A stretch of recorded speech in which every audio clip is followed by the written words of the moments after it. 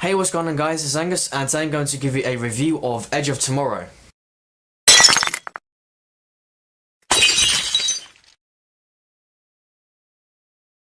So Edge of Tomorrow is about an American army officer who is played by Tom Cruise, and what he does is he tries to promote the use of these suits. They're sort of like the suits from the Matrix, and they basically give them a lot of superhuman strength, and it means that they can kill a lot of people instead of people actually trying to kill the enemy. And basically they're just trying to get normal people into these suits, and basically what happens is that it evolves a lot around Tom Cruise and him being an army officer. But what happens is that he wakes up and he's actually being recognised as a soldier, and he doesn't want to be that. And what he does is he goes into this huge battle, he's incredibly scared, and basically he just wakes up again and he does the same process, and he's getting really confused. Now on the battlefield he actually meets Emily Blunt, and she says, "Find me when you wake up." And that means that when he finds her again, that she doesn't know him, but he can tell her that she's having this thing.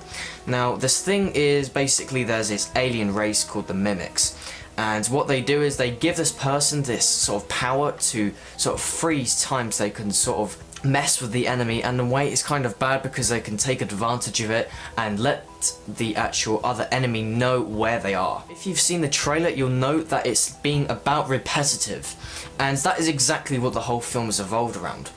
But the thing is, that isn't a bad thing, because what they do is they don't make it repetitive. They make the story repetitive, but they do different angles and different shots, and I really like that because they easily could have done it over and over again, and it would have been boring, but that isn't what they didn't do. They wanted to improve the writing, make it more clever and creative, and they showed different ways of doing the same exact story, but in a different perspective. Now, some of you might have no idea what I'm on about, but to sum it up, it's basically we've got Tom Cruise, he's in the army, and basically his day's being repeated over and over again, and he's trying to work out what it is. Because there's a lot more to the story, I don't want to give it away, but that is the general idea of the whole film. So this is one of the things that I really like talking about in films, and it's definitely the music. Now, in a lot of sci-fi films, the music has definitely been a key thing that makes it really interesting, and this is the exact case in Edge of Tomorrow, because I've never really heard of Christopher Beck, but the music is just excellent and it's really original. Now it's also original, creative, and it's really tense, and there's a really good range of different music, and I really like that because when they take advantage of the amazing instruments that they use, they make it really tense. Now what I've noticed with song composers is that they don't really recognise the genre of the film. And of course this is sci-fi, and that is exactly what the music is about. So it's sort of creepy, tense, as I've said, and it just suits the film really well. Also, it's a good performance by Tom Cruise and Emily Blunt. At the start I didn't really feel the chemistry was there, but what I really liked is that it improved over and over again, and it got much better throughout the film, and that was showing that it's creative writing, because they didn't want to just show that they knew each other straight away. They had no idea about each other, and then it built up, and I really liked how they did that. So, as I said, in the story, they do different angles while doing the same repetitive story over and over again, and I really liked how they did that because it made it more interesting. However, the only problem is that they took advantage of it to make the majority of the film. That doesn't mean that they completely focus on repeating it over and over again, it's just they use a good hour at least just doing different stories of the way it's meant to be, and I kind of felt, as I said, that is repetitive, and I thought they could have focused more on the second part of the film instead of just repeating it and doing different angles. What I also liked about the story is that it was really intelligent and complex. Now it's not too complex because it's basically his life being repeated, but the way they do it is that they've got this backstory, and I really liked it because they developed it further in the second half of the film, and it made it much more interesting as well. One thing I really liked about this film is that it's got a really good variety of action and sci-fi. Now this isn't just an action film where there's explosions and cool visual effects. It's a really good way of developing the sci-fi side of it, and also including some really good intense action as well. Those were the good sides of the film, but unfortunately there were some sides of the film that I just didn't like, and the first part was definitely the visual effects. This is a really high budget film, so I was expecting exceptional visual effects, especially since it's a 2014 film. It was developed in 2012 and 2013, but this is a very recent film, so I had high expectations for it. Now, sometimes, yes, it was actually really good, but for example, when they were doing shots of the whole battlefield, it just really was poor, and you could definitely tell that there wasn't really much put into it. I know and understand from my own experience that doing a lot of filming with a lot of stuff in the background can be very difficult, but the way they did it just didn't really work at all. What I actually like is that they didn't really use this shot too much.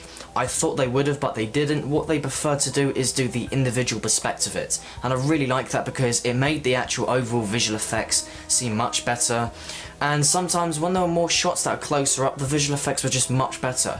The only problem is when they were doing really big outscale shots, and I just didn't like it because it let it down. Considering this is a very high budget film, I would have expected them to nail it, but unfortunately they didn't. Now, I know they do this in a lot of other Tom Cruise films, so the problem is that they do this with other films, and I know Tom Cruise is the main character, but the problem is that they focus on him too much. Now, I know that they had Emily Blunt as the supporting character, and she did play a really big part in it, but they just used him too much, and they could have used a better variety of actors and spread him out more.